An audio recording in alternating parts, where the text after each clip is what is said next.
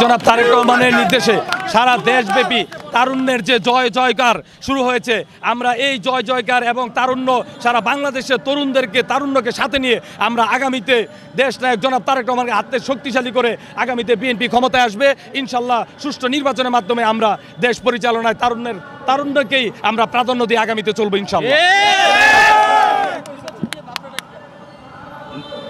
দেশনায়ক জনাব তারেক রহমান আমাদের যে আগামীর বাংলাদেশকে রক্ষা করার জন্য, গণতান্ত্রিক বাংলাদেশকে প্রতিষ্ঠা করার জন্য নির্বাচনের কোনো বিকল্প নেই। যেহেতু আমাদের দেশ গণতান্ত্রিক দেশ, আমরা চাই খুব দ্রুত সম্ভব, যত দ্রুত সম্ভব একটা আমাদের তারুণ্যকে ধারণ করা এবং আমরা যারা তরুণ আছি তাদের ভাবনাকে ধারণ করে যত দ্রুত সম্ভব একটি নির্বাচন দিয়ে দেশকে একটি শান্তি এবং সমৃদ্ধিশীল দেশ গড়ার জন্য আমরা এগিয়ে যাবো ইনশাআল্লাহ।